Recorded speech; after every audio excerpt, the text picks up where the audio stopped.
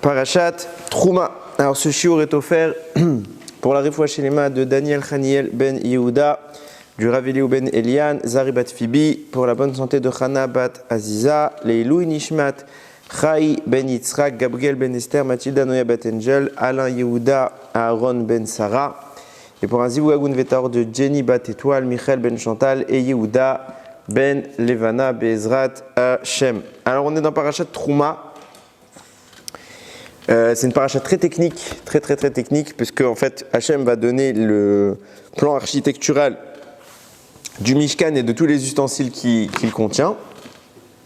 Donc c'est pas évident même à se figurer, parce que bon, à part si on a des dessins, mais quand il n'y avait pas les dessins, c'était pas toujours facile d'essayer de mettre les choses en place. Bon, en tout cas, la Torah décrit assez bien les choses, et un peu plus tard, dans quelques parachutes, à Parashat Vayekel, Pekoudé, les deux dernières du livre de Shemot, on fera la phrase pratique. Donc là, dans notre parasha, Moshe réclame, enfin Hachem demande à Moshe de réclamer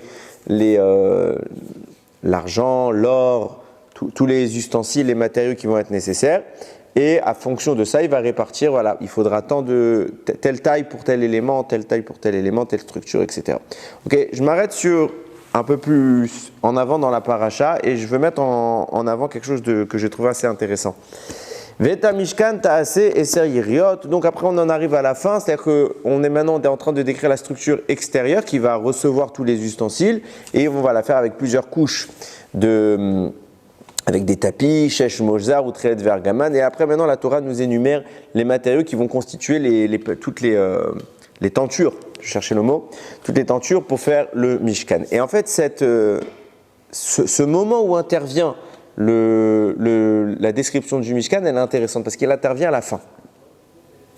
Et ça met en avant une marloquette, enfin du moins une petite discussion qu'il y a eu entre Moshe et l'homme qui a été choisi pour construire le Mishkan, à savoir Betzalel. Betzalel, c'est lui qui est choisi, il est assez jeune en plus, c'est lui qui va s'organiser pour tout mettre en place, et c'est lui qui va faire tout le chef-d'œuvre qu'Akadosh Baruch Hu réclame.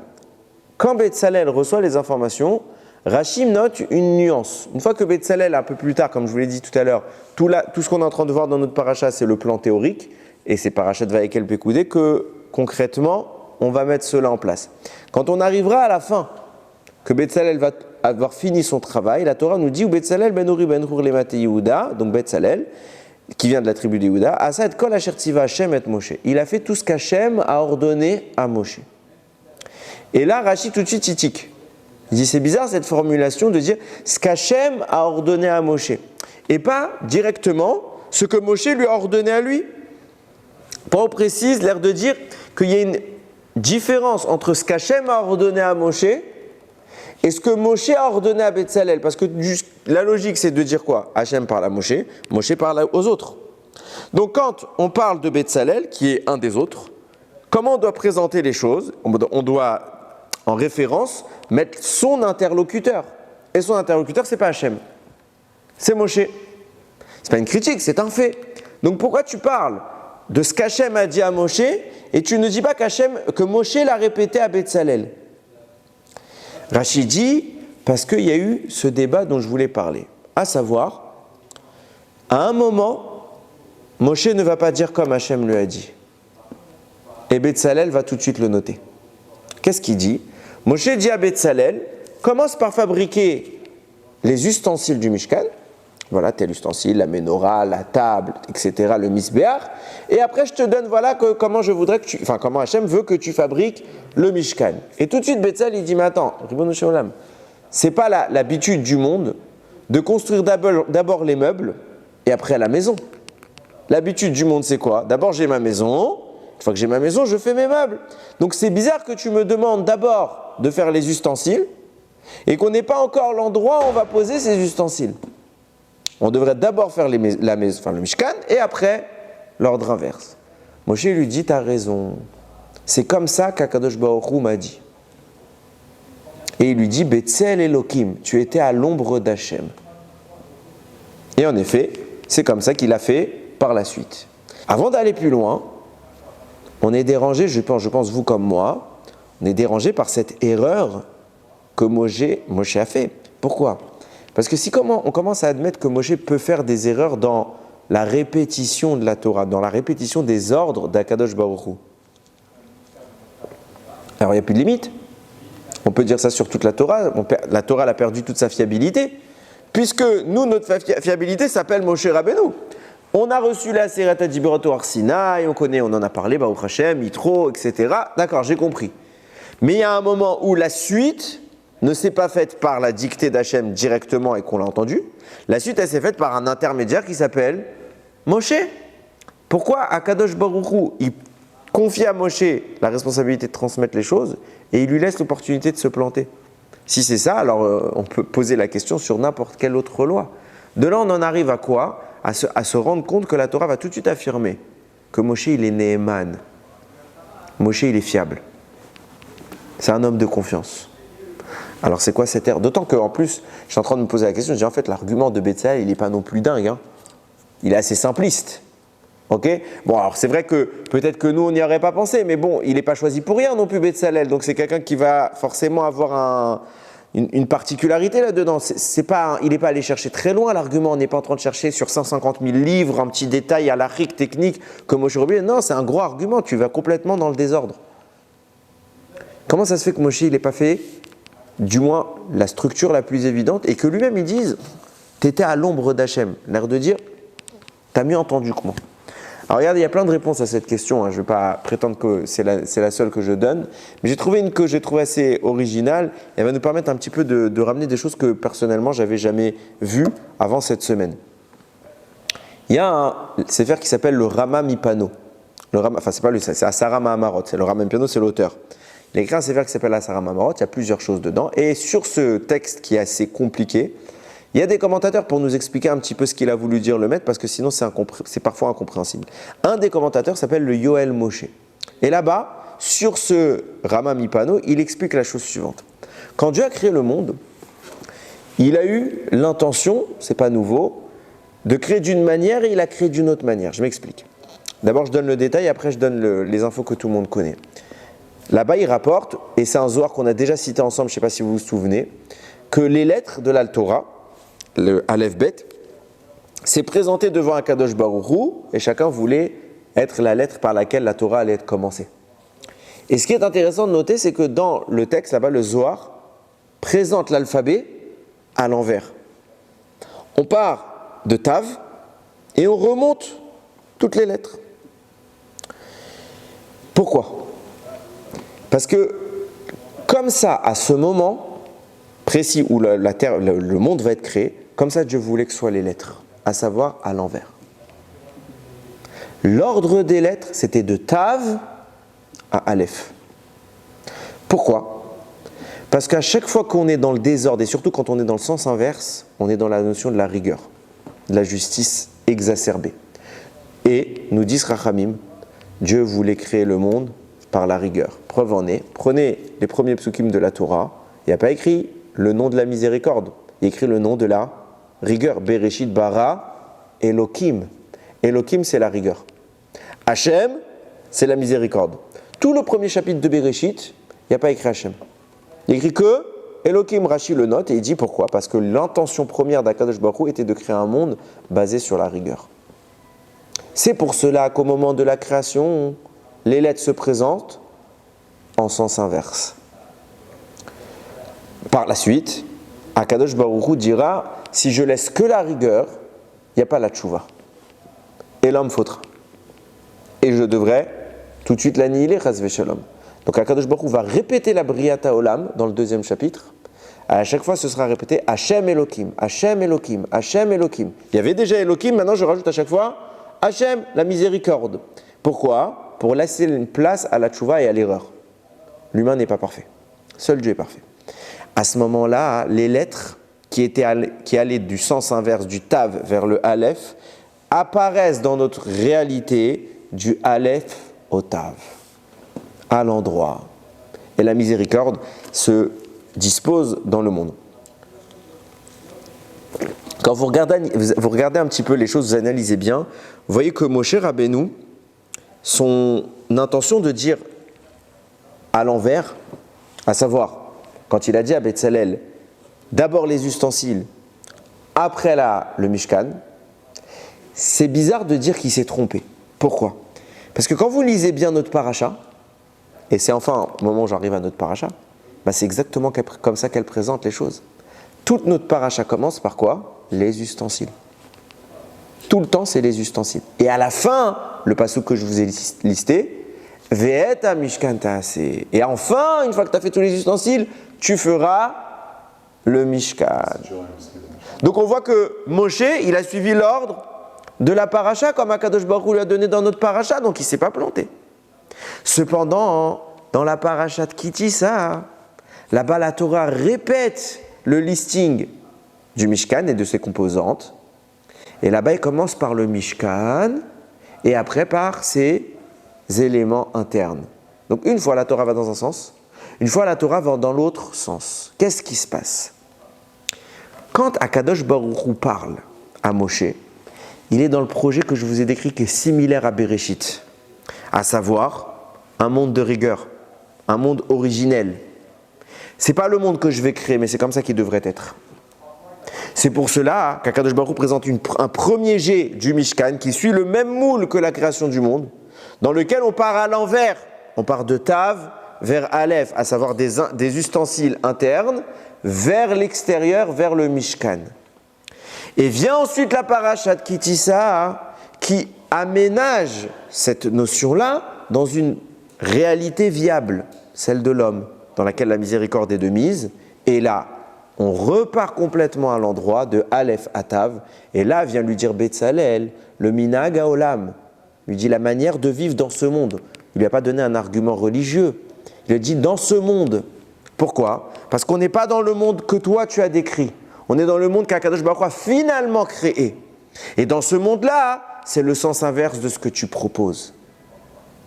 C'est pour ça que Moshe lui dira, tu étais à l'ombre d'Hachem. Qu'est-ce que c'est l'ombre? Où est-ce qu'elle commence mon ombre? À mes pieds, à ma fin. Jamais mon ombre, elle est décollée de moi. Le point de jonction entre mon ombre et moi, c'est mes pieds.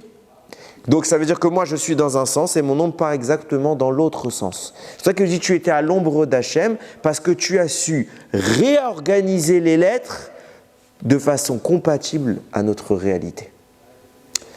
Et du coup, nous dit la Gemara Masechet Brachot, Yodea Betzalel Yodea letzaref otiyot.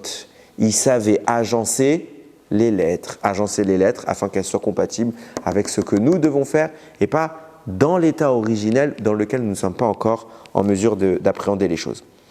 Je vais aller plus loin parce que ça ne répond pas à tout ce que je viens de vous dire.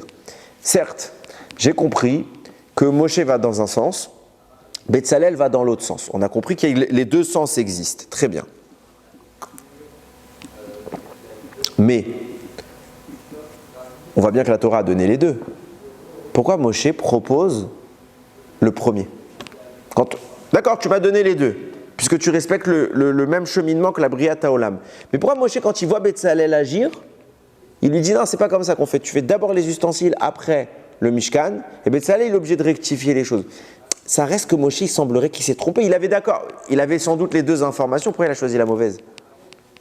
Où est le point d'analyse qui fait basculer Moshe plutôt vers une tendance que l'autre? Et regardez comment c'est intéressant parce que c'est pas vraiment des choses évidentes. Ce que je suis en train d'ici de vous parler, quand on analyse bien les choses, on est en train de mettre en avant finalement une situation où, c'est ce qu'on va appeler, je vais rentrer tout de suite dans le vif du sujet, le Harizal parle énormément de ça. Mais avant, il faut que j'introduise une idée. Quel est le but de Mishkan dans ce monde? L'argument principal qui est évoqué, c'est qu'Akadosh Baruch Hu a voulu une résidence en bas, avec nous. C'est écrit à peu près partout, donc je ne vous l'invente pas. Ce qui est dérangeant, c'est la première fois que je me posais la question, et j'étais en train de réfléchir, je dis, mais en fait, quand on lit un petit peu les propos du Harizal, toutes les notions un peu de Kabbalah, ça devrait être exactement l'inverse. Je m'explique. La notion de descendre, c'est toujours négatif. Dans tous les langages, c'est négatif. Une descente, c'est une chute spirituelle. Comment tu peux concevoir que Dieu veuille descendre la sainteté, qui est donc sa présence, il veut la descendre dans les sphères basses? Il veut donc, si j'analyse bêtement les choses, je serais tenté de dire qu'il veut amoindrir sa Kedusha, la profaner, parce que nous on est dans un monde qui est profane. Et ça n'a pas de sens. Tout ce que la Torah réclame en permanence, c'est une aliyah spirituelle, physique, dans notre cas aussi pour la terre, mais c'est une aliyah, c'est une élévation. Quand vous faites votre fila, quand vous faites des mitzvot, tout ce qu'on fait, quand on mange, l'objectif c'est quoi? Regardez les textes du Harizal, tous, mais c'est pas que lui, je cite lui parce que je l'aime bien, mais tous ils disent la même chose. On fait monter la Kedusha de strate en strate, de monde en monde, ad blida, et ça monte jusqu'à Ensof. On fait que de monter. Et qu'est-ce qu'Akadosh Baruch Hu fait lui? Il descend. Ça n'a pas de sens. Ça n'a pas de sens. Et qu'est-ce qu'on est en train d'ici de mettre en place? En réalité, quand on analyse un petit peu les choses, ce que le Yoel Moshe parle, c'est une notion que le Harizal décrit ailleurs comme étant Or Yosher ve Or Choser. Je traduis, la lumière droite et la lumière qui retourne. Je m'explique. Pour comprendre, je prends un machal, qu'Hachem me pardonne, à Mavdil Ben Kodesh Lechol, je fais terre à terre. Prenez la lumière physique. Ok? La lumière physique, elle a toujours un point d'origine, qui l'émet, sa source émettrice. Ok? Une source lumineuse. Et elle se propage dans tout l'espace. Donc si vous prenez comme point de départ sa source d'origine, elle a un mouvement qui avance. Ok? Quand elle va rencontrer un obstacle qu'elle ne peut pas traverser, il y a des obstacles qu'elle peut traverser, par exemple une vitre, elle peut la traverser puisque c'est transparent. Mais quand c'est un obstacle comme un mur qu'elle ne peut pas traverser, qu'est-ce qu'elle fait? Elle est réfléchie. Elle repart. Après, en fonction de l'inclinaison, donc ça a frappé, alors ça va partir d'une certaine manière. Mais si je fais de façon assez simple, le photon frappe perpendiculaire le réflecteur. Comment repart le photon? En sens inverse. C'est ce qu'on pourrait appeler le Or Rosaire.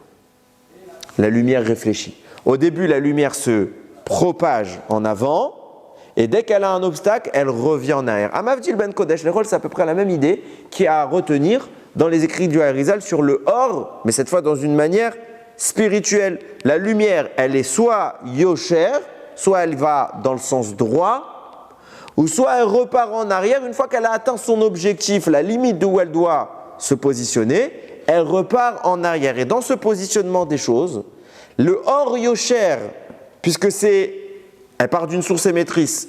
Quelle est la source émettrice? C'est le divin. Donc elle est toujours descendante. Parce qu'elle part des mondes d'en haut pour rejoindre les mondes plus bas qu'elle.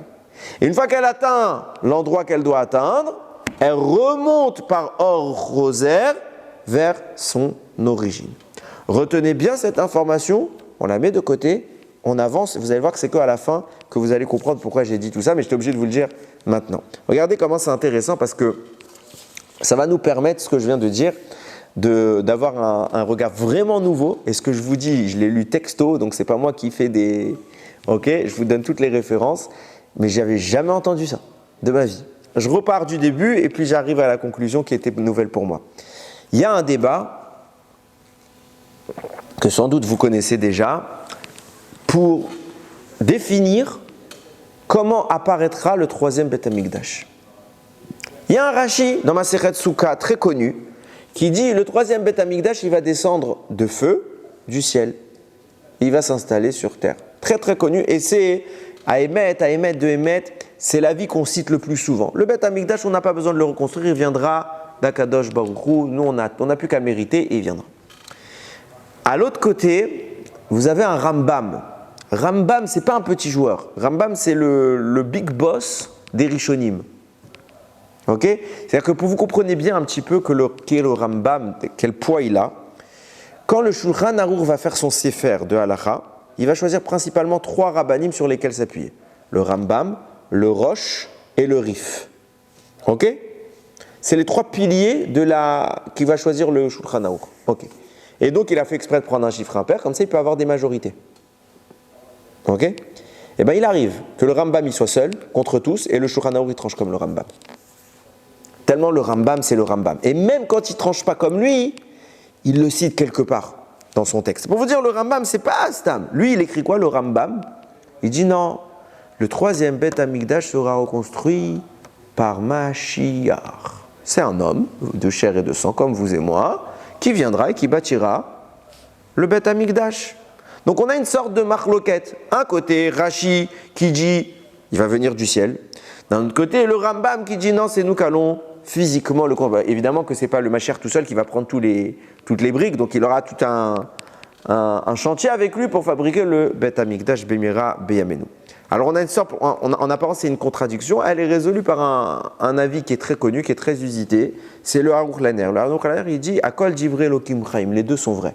À savoir, le Mashiach viendra reconstruire physiquement le Beth Amikdash comme un corps, mais viendra ensuite à Kadosh Baruch Hu faire descendre le Beth Amikdash d'en haut et l'incorporer en tant qu'âme de ce troisième Beth Amikdash, comme l'a dit Rashi et comme l'a dit le Rambam. Dans plusieurs shurim, j'ai déjà pu parler de cette opinion-là et c'est justement sur la base de cette opinion-là maintenant que je vais essayer d'élargir un petit peu le propos pour avoir quelque chose de nouveau.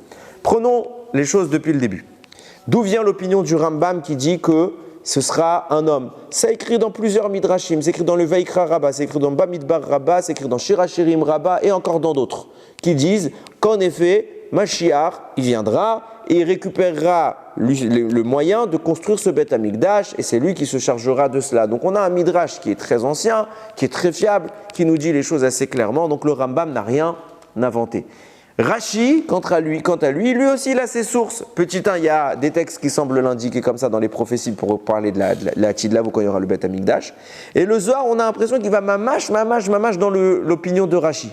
Le Zohar, à chaque fois qu'il parle, on a l'impression que même ce que dit le Aruch Laner, en parlant d'un corps et d'une âme, c'est difficile. D'après le Zohar, quand vous lisez un petit peu le texte, on a l'impression qu'il n'y aura qu'un Beth Amikdash qui va tomber du ciel.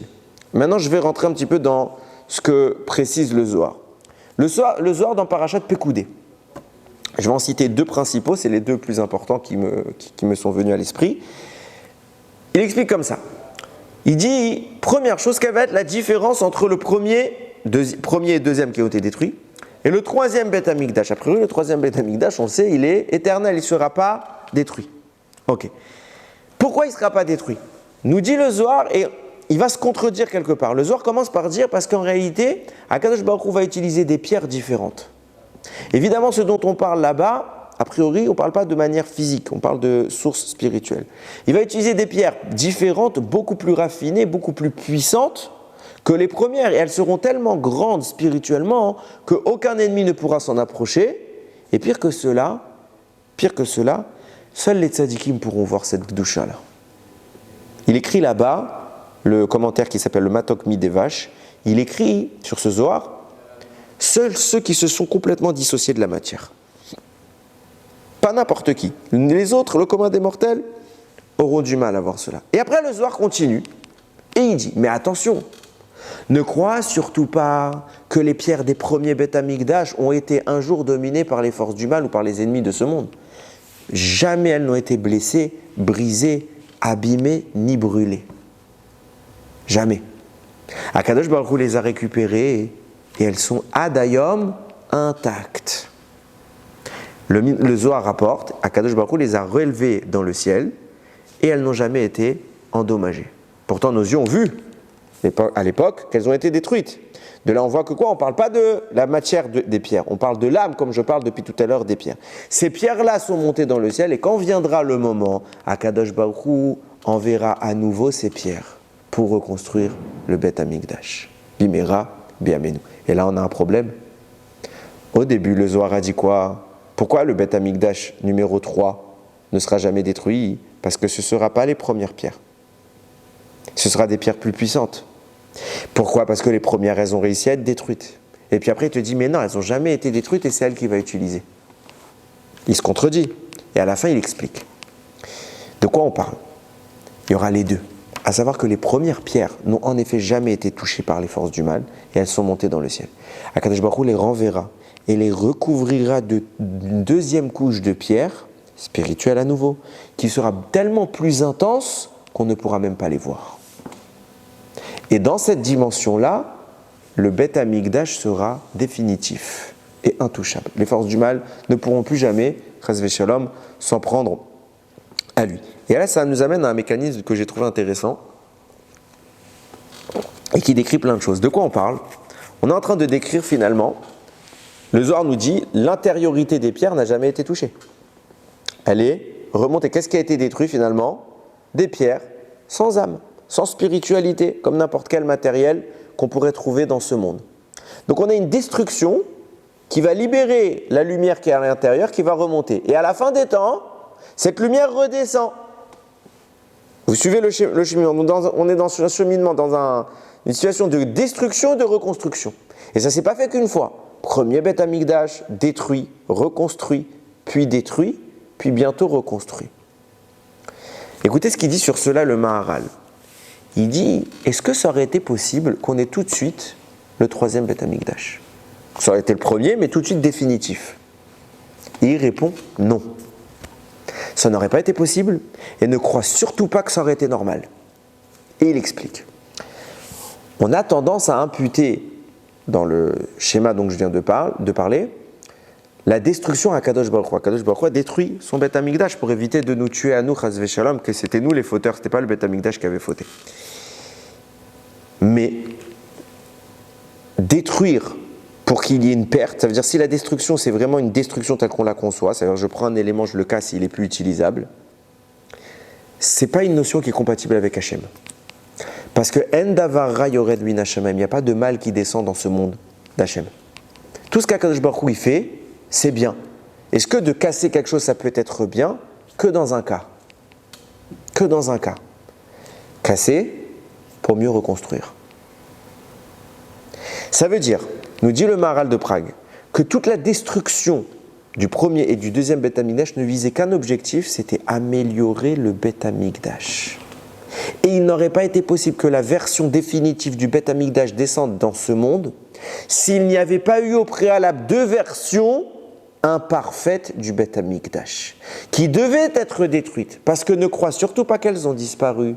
Une fois que la Gdusha de ces versions-là est descendue dans le monde, alors c'est pas une fois que maintenant elle est détruite, alors elle a disparu, non, elle est toujours là. Même si physiquement on ne peut plus l'apercevoir, cette Gdusha est venue, et l'objectif c'est maintenant de l'améliorer, de l'accroître. C'est pourquoi le passouk dira, je l'ai noté ici, si je le retrouve, je ne le retrouve pas. Pourtant je suis sûr que je l'ai noté. Voilà, je ne suis pas fou. Gadol yekevod habayit hazeh, quand on a reconstruit le deuxième Beth Amikdash, Hachem a dit, Gadol yekevod habayit hazeh, sera grande la gloire, la splendeur de cette maison-là, Acharon, la dernière, Min Harishon, plus que la première.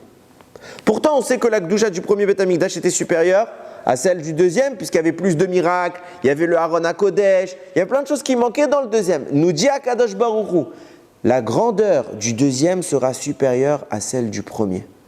De quoi on parle? Ramim débattent. Un avis, il dit on parle de temps, un avis, on dit on parle de taille. À savoir que le deuxième Beth Amikdash était plus grand que le premier. Ou le deuxième Beth Amikdash a duré 10 ans de plus, le premier a duré 410 ans, le deuxième 420 ans. Donc il a duré plus dans la longévité. Nous dit le Maharal de Prague, je reviendrai sur ce passouk tout à l'heure, nous dit le Maharal de Prague, qu'est-ce qui est en train de se passer? Akadosh Baruch Hu a utilisé le premier Beth Amikdash pour initier dans ce monde une Gdusha. Parce qu'on ne pouvait pas faire descendre tout de suite la Gdusha du deuxième et encore moins celle du troisième. Puis il l'a détruite, tout en laissant ce potentiel-là. Puis il l'a fait revenir plus intensément. Puis il l'a redétruit pour faire enfin et définitivement faire venir la version définitive, ultime, le troisième Beth Amikdash. Cette notion-là, dont parle le Maharal de Prague, c'est une notion de Kabbalah qu'il dissimule très intelligemment. En réalité, c'est ce qu'on appelle Shvirat HaKelim. De quoi on parle? Le Harizal décrit, on en a parlé plusieurs fois ici, j'appelais ça généralement la brisure des mondes. Le Harizal écrit que quand Dieu a créé le monde, afin de laisser une place à l'homme, à savoir un travail, un rôle, et surtout de pouvoir lui offrir une récompense pour tout ce qu'il fera, il a induit dans sa création un défaut. De sorte que, quand va se propager sa lumière, Akadosh Baruch Hu va envoyer sa lumière dans le monde, il va mettre en place ce qu'on appelle des kélim, des récipients qui ont pour objectif de recevoir cette lumière et de l'acclimater au monde inférieur. Maintenant, ces kélim-là que Dieu a fait, il les a fait volontairement incapables de tenir l'intensité de la lumière. De sorte qu'à la seconde où la lumière l'y a pénétré, le kéli s'est brisé. Le rôle de l'homme sera d'obtenir une réparation de ce kéli. Dieu va faire l'immense partie de la reconstruction. Il va nous laisser la dernière étape. Dans cette reconstruction, on doit aboutir à ce que la version 2 du projet soit plus robuste et plus solide que la première, de sorte que la lumière qui va revenir puisse être supportée par son récipient. Quand les kélim se sont brisés, seuls les kélim ont été brisés. Le récipient. La lumière qui était à l'intérieur, qu'est-elle devenue? Elle est immédiatement intacte, remontée dans le ciel, attendant que le kéli en bas soit un jour apte à la recevoir. Et quand le kéli en bas est de nouveau apte, elle redescend pour s'investir à l'intérieur et elle l'élève de strate en strate. Vous aurez reconnu dans ce que je viens de dire précisément les propos du Maharal de Prague et du Zohar sur le Beth Amikdash. On a eu un premier Beth Amikdash avec des premières pierres. Ces pierres-là n'ont jamais été détruites. Bien sûr que si, on l'a vu. Si, le kéli a été détruit. Mais la lumière qu'il y avait à l'intérieur de ces pierres n'a jamais été détruite. Elle est remontée dans le ciel. Son objectif est d'attendre qu'en bas, nous puissions rétablir le kéli pour pouvoir redescendre, mais pas dans sa version première. C'est pour ça que de nouvelles pierres spirituelles recouvreront les premières pierres pour leur donner un éclat beaucoup plus puissant et beaucoup plus robuste face aux agressions des forces du mal. Et tout l'objectif, ce sera, comme l'a dit le Harour Laner, ce sera de repréparer ce système-là, et c'est notre travail, Torah, Mitzvot, qui va permettre la reconstruction du Kéli, la reconstruction du Beth Amikdash, pour que la lumière puisse à nouveau s'y investir. Et là, on en arrive à un deuxième Zohar. Vous allez voir que c'est là qu'il y a la surprise. Le Zohar apporte une histoire où il y a un goy qui vient voir Rabbi Eliezer Agadol. Et il lui pose 3 questions. Je ne vais pas poser les 3 questions, je vais poser juste la première parce qu'elle est en rapport avec notre sujet. Il lui dit, vous attendez tous, les Juifs, la reconstruction du Beth Amikdash, le 3e Beth Amikdash. Mais vous êtes bêtes. La Torah dit explicitement qu'il n'y en aura pas 3. Il n'y en aura plus. Chas v'shalom. Le pasuk, je vous l'ai déjà cité. Qu'est-ce qui est écrit dans le pasuk? Gadol yeh kavod abayitazeh ha'acharon min harishon. Sera plus grand la gloire et la splendeur de ceux, à l'époque où on parle, on est en train de reconstruire le 2e Beth Amikdash, du 2e Beth Amikdash par rapport au premier. Comment il appelait le 2e ici? Ha'acharon, le dernier. Si la Torah dit que c'est le dernier, alors c'est le dernier. Le dernier, ça veut dire qu'il n'y en a pas d'autre derrière. Donc le 2e que vous avez déjà construit, Dieu vous a dit, je vous préviens, c'est le dernier. Donc il n'y aura pas de 3e. C'est une bonne question. Alors, dans la sémantique, on peut trouver des raisons de trouver ce que dernier veut dire dernier, etc. Mais dans le texte, si je lis Pshutoke Mashmao, il a raison. Quelle est la réponse, nous dit le Zohar? Il dit, il ne faut pas oublier un détail très important. Quand on est sorti d'Égypte, Akadosh Baruch Hu nous a fait tous les miracles, on a grandi spirituellement jusqu'à ce qu'on arrive à la mer. À la mer, Hachem a noyé tous les Égyptiens et à ce moment-là, nous disent Rachamim, la plus petite des servantes a une révélation prophétique supérieure à celle de Yecheskel, le prophète. Et dans cette expérience de prophétie collective, les Bnei Israël vont chanter la Shira. Qu'est-ce qu'on dit dans la Shira? Je vous lis le passage que vous connaissez, que je fais que vous rappeler. Teviemo, tu vas les amener. Vetitaemo, et tu vas les implanter. Be'ar Nachalatra, dans la montagne de ton héritage, Machon leshivtecha, ton domaine, Pa'alta Hashem, tu l'as construit, tu l'as créé, Mikdash Hashem, le Mikdash, la résidence d'Hashem, le sanctuaire, Konenu Yadecha, a été fait, a été préparé par tes mains. C'est arrivé quand ça? Un Mishkan, un Beth Amikdash qui a été construit par la main d'Hashem. On a connu? Pas une fois. Mishkan qui va le construire, Betzalel et à la fin Moshe. Premier Beth Amikdash, Shlomo Ameler. Deuxième Beth Amikdash, Ezra et tous les Bnei Israël. Quand est-ce qu'on a vécu une période dans notre vie où on a vu qu'Akadosh Baruch Hu lui-même, il nous a construit le Beth Amikdash? Jamais. De là, nous dit le Zohar, la réalité qui est décrite dans ce pasouk, annoncée depuis la sortie d'Égypte, nous ne l'avons jamais touché du doigt. Pourquoi? Quand on est sorti d'Égypte, Akadosh Baruch Hu voulait faire de nous son peuple, comme prévu, ça il l'a fait, mais pas un peuple comme nous sommes aujourd'hui, un peuple à une dimension tellement grande qui est comparable à celle des Malachim, à celle d'Adam Arishon avant qu'il faute. Et dans cet état-là, Hachem voulait construire lui-même le Beth Amikdash. Mais comme on n'a pas mérité qu'Akadosh Baruch Hu construise le Beth Amikdash parce qu'on a fauté, alors il a relégué cela à un deuxième niveau et les hommes ont construit le Beth Amikdash. De sorte, le Beth Amikdash qu'Akadosh Baruch Hu veut n'est jamais venu dans ce monde, ou du moins pour le moment.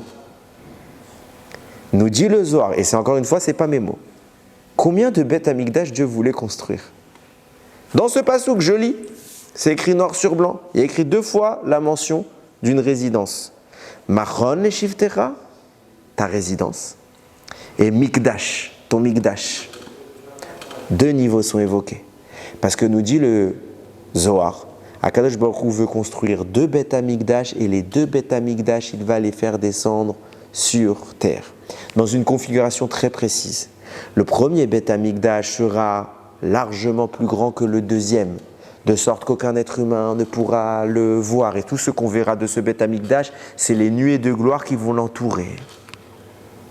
Mais le deuxième Beth Amikdash, il sera plus faible, lui on pourra le voir, et ces 2-là, Akadosh Baruch Hu va les faire descendre dans ce monde. Maintenant, qu'est-ce qui explique le Matok Midevash? Alors c'est quoi cette formulation dans le passage que je vous ai dit tout à l'heure, le premier et le dernier Beth Amikdash, en parlant du premier et du deuxième? Pourquoi il est appelé dernier? En réalité, si vous analysez bien tout ce que j'ai dit depuis le début, c'est très clair. Le premier et le deuxième Beth Amikdash, et même le troisième Beth Amikdash qu'on attend, c'est le même. C'est le même qui à chaque fois va vivre une mise à jour, qui va être encore plus sanctifié, plus raffiné, plus puissant. Tout ça, c'est le Rishon. Le Acharon, il n'a jamais existé encore. Et donc, quand le Passouk nous dit Rishon, tu vas me dire, il y a écrit Acharon, comment tu vas m'expliquer que c'est le dernier? Non, mon petit. Il y a un Mikdash qu'Hachem a promis depuis longtemps qu'il n'a pas fait encore. Celui-là, c'est lui qui doit le faire intégralement sans que aucun être humain ne mette la main dessus. Il n'a pas fait. Lui, il sera le Acharon. Et il sera composé comment? D'une strate accessible et d'une strate totalement inaccessible, que le Zohar appelle le 4e Beth Amikdash. Et le Zohar écrit, c'est ce Beth Amikdash qu'on doit attendre. Pas le 3e, le 4e, celui où il n'y a rien à faire, où c'est que Akadosh Baruch Hu qui va le construire. Alors là, on a l'impression que se chevauchent 2 notions. On a un premier Beth Amikdash qui est le même depuis le début, qui s'améliore, qui va réapparaître. Et c'est sur le 3e Beth Amikdash dont on parle à chaque fois. Mais en même temps, à la fin des temps, il y aura quoi? Il y aura cette 4e dimension-là qui est le 4e Beth Amikdash. Donc pourquoi 2? À quoi ça sert? De quoi on parle? J'étais en train de réfléchir à ça, et puis ça m'a fait tilt. J'espère que je me trompe pas. Le Or HaChaim, je vais vous rappeler d'un Or HaChaim qui écrit comme ça. Il dit, tu crois vraiment que l'objectif de la création de l'homme, c'était d'être dans ce monde? Et il vous pose la même question que j'ai posée concernant la Shekhinah. L'objectif de la Shekhinah, c'est d'être dans ce monde, mais c'est bas ce monde. Quand vous lisez les descriptions de ce monde, c'est toute l'impureté. C'est ça l'objectif de la Shekhinah, et c'est ça l'objectif d'Hachem quand il crée l'homme? Non, chas v'shalom. L'objectif de ce monde, c'était qu'Adam vienne ici pour agir et qu'immédiatement il puisse se dissocier de ce monde pour monter, récupérer les effets positifs de ses actions dans le monde d'en haut. Le Or HaChaim parle ici d'une maison à 2 étages. On descend en bas faire les fondations et on va siéger en haut. À chaque fois, Adam vient, fait ses mitzvot et tout de suite il repart dans le ciel. À l'image d'Eliyahu Hanavi qui fait des va et vient, ou de Moshe Rabbeinu, donc on a déjà pu parler, pardon. Ça a été ça l'objectif. Seulement, puisqu'on n'a pas pu, on a fauté, donc on est resté que dans ce monde, on n'a plus l'accès, on a perdu la carte de visite du monde d'en haut. Ça nous amène à un grand débat que beaucoup de personnes se posent en théorie, mais en fait c'est un débat qui existe chez les sages. Léatid Lavo, le monde futur, c'est quoi? Est-ce que quand il y aura Mashiach, tout reste pareil ou pas? Est-ce que le monde change? Alors, il y en a qui vont vous dire, bah oui, on nous a toujours attendu, on s'est toujours attendu à monts et merveilles. Et d'autres vont te dire, non, j'y crois pas trop. Ben, en fait, les deux, ils ont raison. C'est une Gemara où là-bas, c'est Rabbi Yochanan et Shmuel qui débattent. Vient Rabbi Yochanan, il dit, toutes les prophéties de la Torah parlent de Mashiach, mais ne parlent pas de ce qu'il y a après. Ce qu'il y a après, Aïn Lora'ata, aucun œil n'a jamais vu. C'est tellement grand, tout change. Plus rien à voir avec ce monde. Vient Shmuel, il dit non, rien ne change. Tout pareil. Tout pareil. À part que les goïms ne nous embêtent plus, qu'on peut faire Torah au mitzvot, c'est tout. Pourquoi? Par exemple, ici, c'est un passage qui lo yerda levion mikireh va'aretz. La Torah écrit, le pauvre ne disparaîtra pas de la terre. Si le pauvre ne disparaîtra pas de la terre, donc il y aura toujours des pauvres. S'il y a toujours des pauvres, le monde ne change pas. Clair, débat. On a l'impression que c'est une marloquette. Cependant, quand vous lisez un peu plus loin dans le texte, la Gemara après rapporte l'opinion de Rabban Gamliel. Il faut bien hiérarchiser les choses. Rabbi Yochanan et Shmuel, que je viens de citer, qui sont en débat, c'est ce qu'on appelle des Amoraïm. Ok? Des commentateurs qui sont à l'époque de la Gemara. Rabban Gamliel, c'est un Tana. C'est un commentateur de l'époque de la Mishnah. Il est antérieur à eux. Et il y a un principe de base qui nous dit jamais une génération postérieure, une vraie génération, on ne parle pas d'un gars qui est plus vieux que l'autre, non, une génération postérieure, celle des Amoraïm, par exemple de la Gemara, n'est en droit de contredire la génération qui la précède. À part si la génération qui la précède, elle était déjà en débat, alors on a le droit de se positionner comme l'un ou comme l'autre. Mais jamais il y a un rave de la Mishnah, il dit blanc, et il y a un rave de la Gemara, il dit non, il a faux, c'est noir. Ça n'existe pas. À chaque fois que la Gemara remarque un Amora qui parle, elle le compare à toutes les Mishnayot pour voir s'il n'a pas contredit. Et dès qu'il y a une contradiction même subtile, la Gemara la note. Vient Rabban Gamliel, qui est donc plus grand que Rabbi Yochanan et que Shmuel. Et il rapporte une histoire qu'il était en train de faire des enseignements à ses élèves. Et il leur dit, quand il y aura Mashiach, la Hatid Lavo, Bezrat Hashem, sachez que les femmes n'auront pas besoin de souffrir pour accoucher et d'attendre 9 mois. Le jour même, elles accouchent et sans souffrance. Génial, pas besoin d'attendre, tout est arrangé. Il y a un élève qui ricane.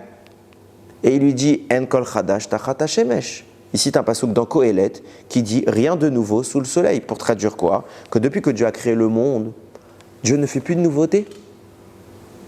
Et qu'est-ce qu'il fait Rabban Gamliel? Il lui dit, t'as raison, pas de nouveauté. Et il lui montre une espèce animale qui fait comme ça.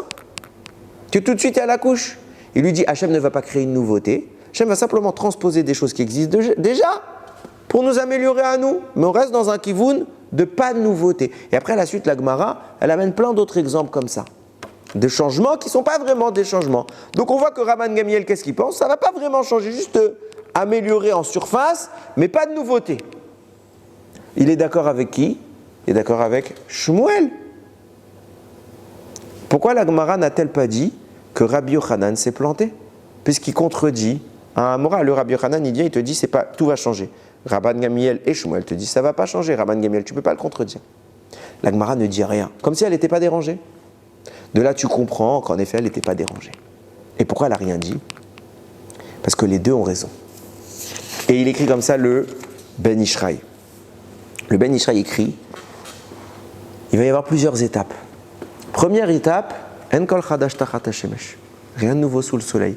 On va continuer normalement, physiquement, avec Mashiach, avec un Beth Amikdash physique. Avec la seule nuance, c'est qu'on n'a plus l'oppression des nations. Ça, on n'aura plus. Mais il y aura toujours des avérotes à réparer. Il y aura toujours un libre arbitre plus léger, mais il sera là. Le choix entre faire bien ou très bien. C'est déjà pas mal. Mais ça, on l'aura. On pourra faire des petites erreurs, des petits égarements. Et on aura toujours besoin d'apporter des korbanot au Beth Amikdash.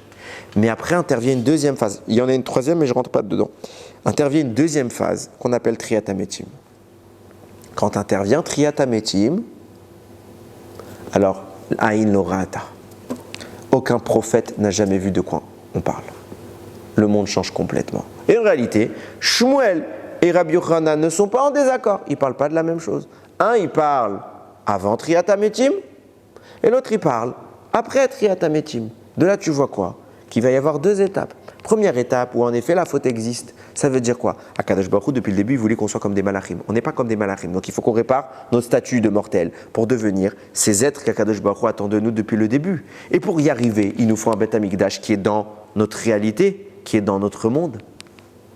Donc il y aura bien un troisième Beth Amikdash, comme l'a décrit le Aruch Laner, comme l'a décrit le Rambam, comme l'a décrit Rashi, une âme qui va rentrer dans le corps physique de ce Beth Amikdash.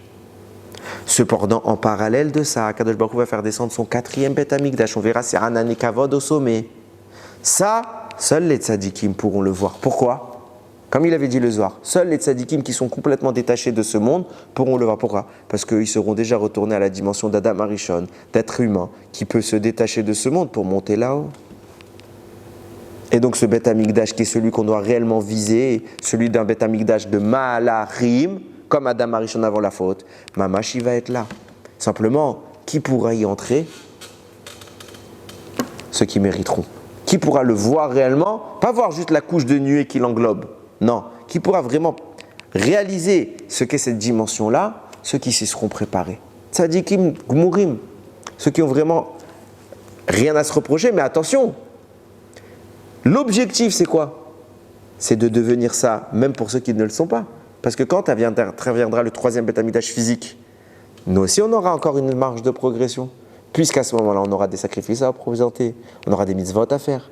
Et puisqu'on va faire ces mitzvot, on va s'accroître spirituellement, au point qu'à un moment où nous aussi on sera en mesure de monter dans cette réalité-là. Et c'est ça dont on doit rêver. Comme ça, Akadosh Baruch Hu, depuis le début, il a annoncé. Première fois qu'on nous parle d'un Mikdash dans toute la Torah, c'est quoi? C'est la Shira.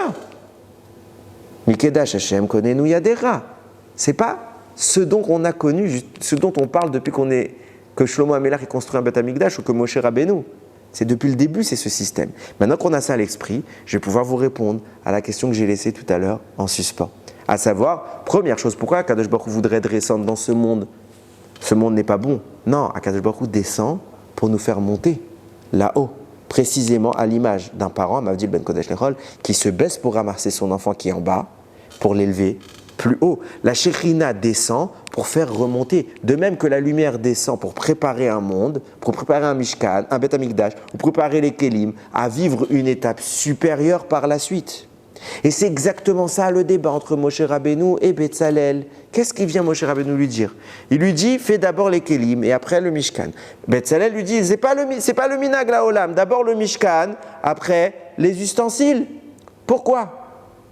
Or Yachar, Or Choser.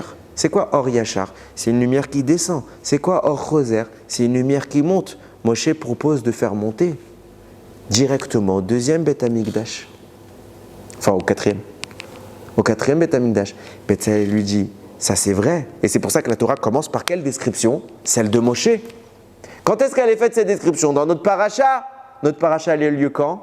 Avant la faute du veau d'or. Et à ce moment-là, la Torah présente un projet qui est compatible avec le peuple, un peuple de Malachim. Vous pouvez avoir directement le quatrième Beth Amikdash, c'est ça que je veux de vous. Mais comme le veau d'or intervient dans la paracha du veau d'or, Hachem va répéter le Mishkan à l'envers. Pourquoi à l'envers? Parce que vous n'allez pas tenir. Alors à ce moment-là, il faut qu'on prépare le terrain, étape par étape, que je vous élève dans un Beth Amikdash physique, qui n'est pas celui que je voulais.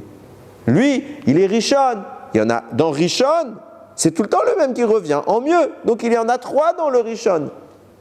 Dans le Acharon, il n'y a que celui d'Akadosh Baruch Hu. Et là, il n'y aura pas d'autre. C'est pour ça que Moshe parle à l'envers en remontant, et Betzalel parle à l'endroit.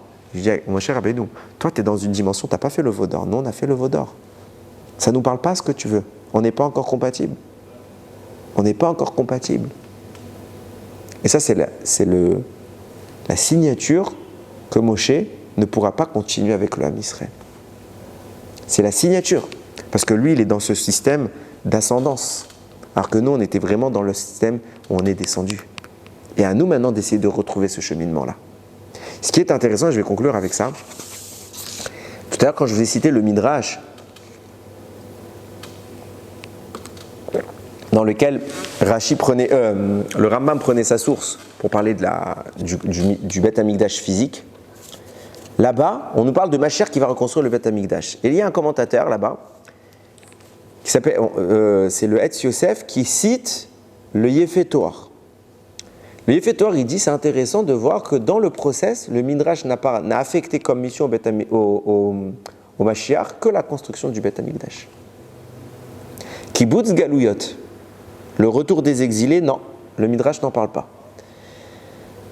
La guerre de Gog ou Magog, le Midrash n'en parle pas. Pourtant, on parle de toutes ces notions-là. Là-bas, elle parle de Gog, elle la colle pas avec le Mashiach. À quoi le Midrash colle le Mashiach? Construction du temple. Comme si le retour en Israël et les guerres de la fin des temps ne sont pas intimement liés au Mashiach. Comme si ce n'était pas exactement lui. Et c'est pas mes mots. Hein. C'est là-bas qu'il écrit le Yefet Toar, qui est un commentaire assez ancien. Comme si ce n'est pas obligatoire que ce soit Mashiach qui fasse tout ça. Ça veut dire quoi? Alors on a des textes qui nous disent oui, Mashiach c'est lui qui va ramener les derniers exilés, c'est lui qui va mettre le coup final à Gog ou Magog. Mais personnellement, comment je vois les choses? Ça veut dire que dans la manière dont les Chachamim ont voulu présenter ce narratif-là, ils n'ont pas fermé la porte à notre action personnelle. Parce qu'il y a quelque chose de très dangereux dans l'idéologie utopique d'un Mashiach tel que nous on le voit. À savoir que c'est lui qui va tout faire. C'est lui qui va tout faire. On a l'impression, quand on entend, et c'est comme ça qu'on présente les choses si je ne me trompe pas, c'est lui qui va tout faire. Nous on va être comme ça, on va regarder, on n'aura plus qu'à être des tzadikim, mais lui il va tout faire. Ça n'a jamais existé ça dans la Torah. Qu'il y ait un qui fasse tout pour tous les autres. Ça n'existe pas. À l'époque de Moshe, on voit bien qu'il participait quand il y avait besoin. Quand il y a eu la guerre de Amalek, Moshe, lui, il faisait quoi? Il faisait une guerre dans le ciel. Il faisait cette guerre. Sur terre, il y avait les combattants avec Yehoshua. Quand il y a eu besoin de se confronter au Erev Rav, à la faute du veau d'or, Moshe, il est dans l'équipe. Il ne dit pas, soit je fais tout seul, soit vous faites rien. Non, tout le monde doit se mêler. Et il crie, quand il va faire la guerre contre le Erev Rav, qu'est-ce qu'il dit Moshe? Mil Hashem Elai, que celui qui est pour Akadosh Baruch Hu, qui vienne me rejoindre et vienne faire la guerre aux ennemis. Et il ne le cache pas. Ça veut dire que ce n'est pas un effort, la venue du Mashiach et la manifestation du divin, ce n'est pas un effort qui est à imputer à un héros. Non, c'est nous, tous, qui devons faire l'effort. À savoir, première chose, revenir en Eretz Israël. C'est un effort qu'on doit faire.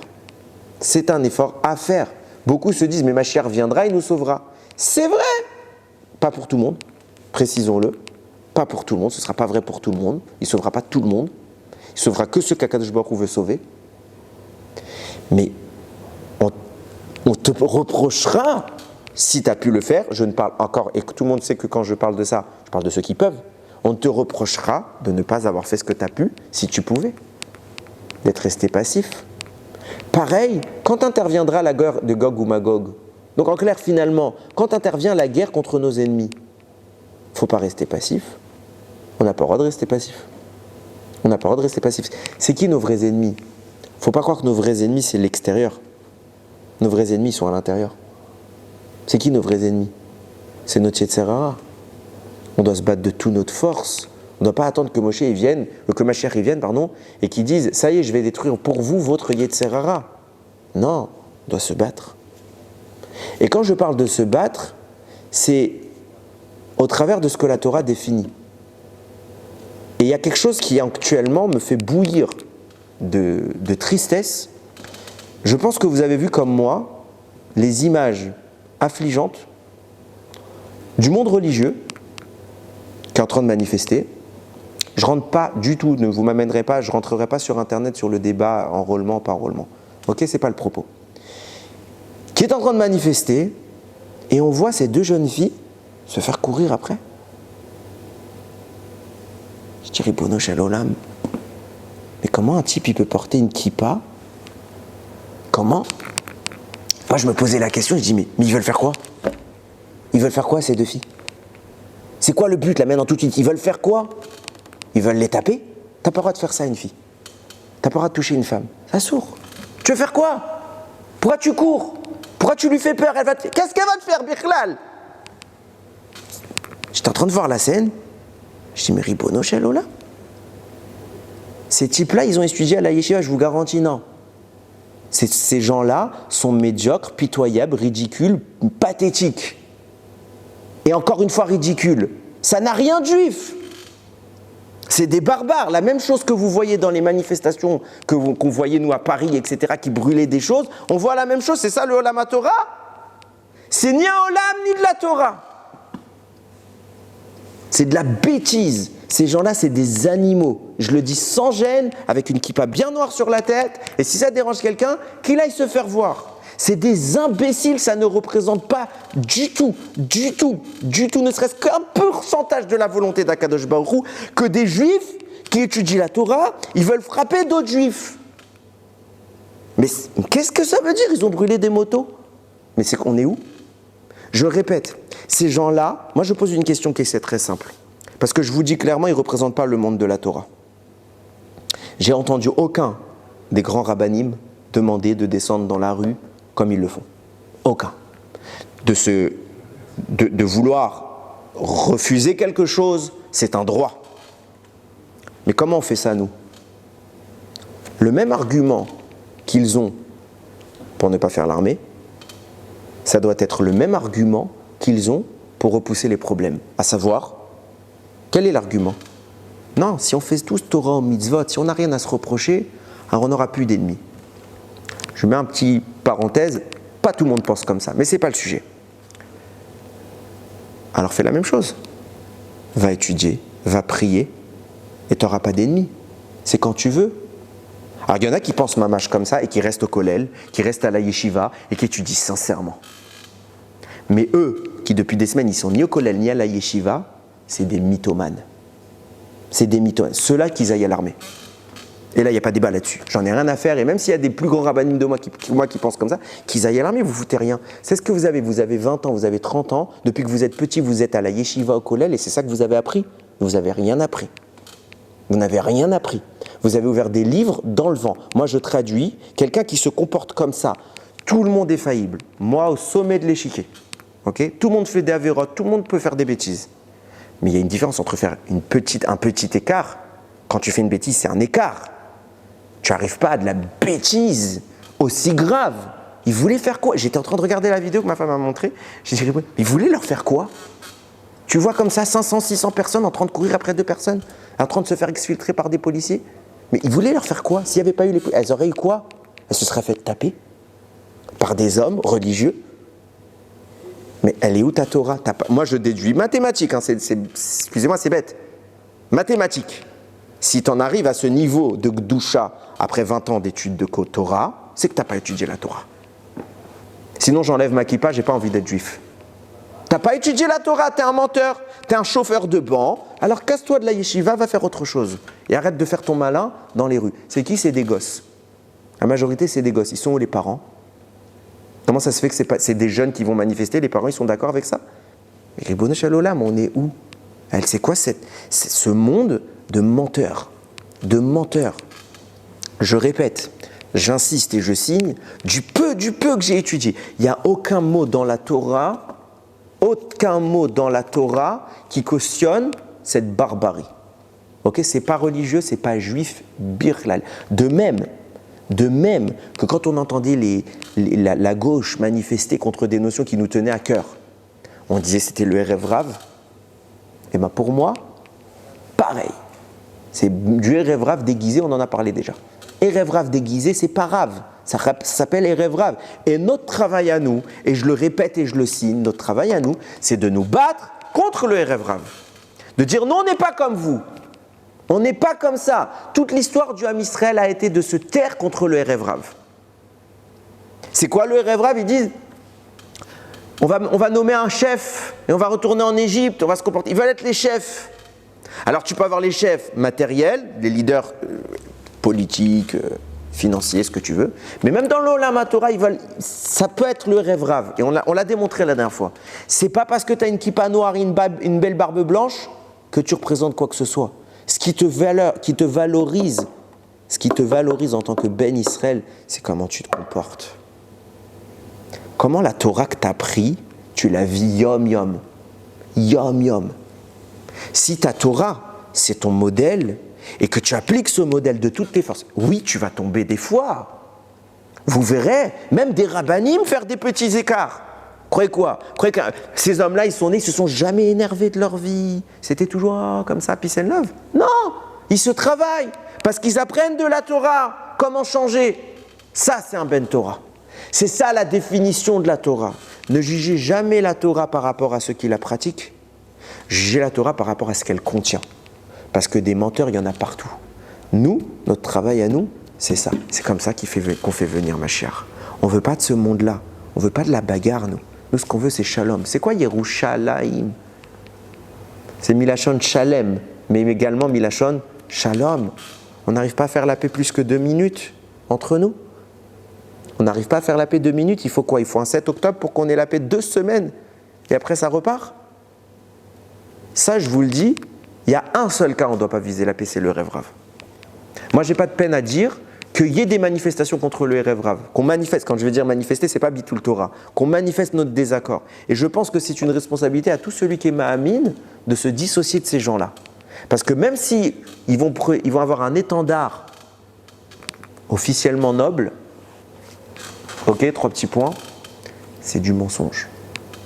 Les nobles, c'est ceux qui, en effet, qu'on soit d'accord ou pas avec eux, c'est pas le problème. Quelqu'un qui croit à ce qu'il dit, il est au kollel.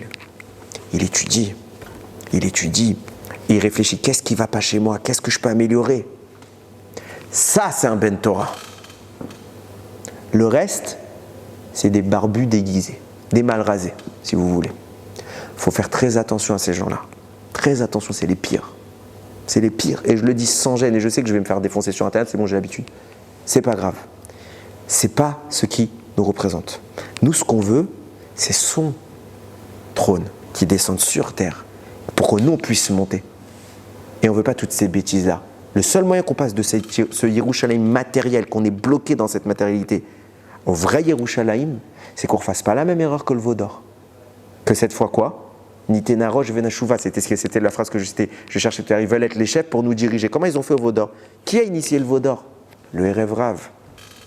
Ils ont donné des bonnes idées avec un bon argument.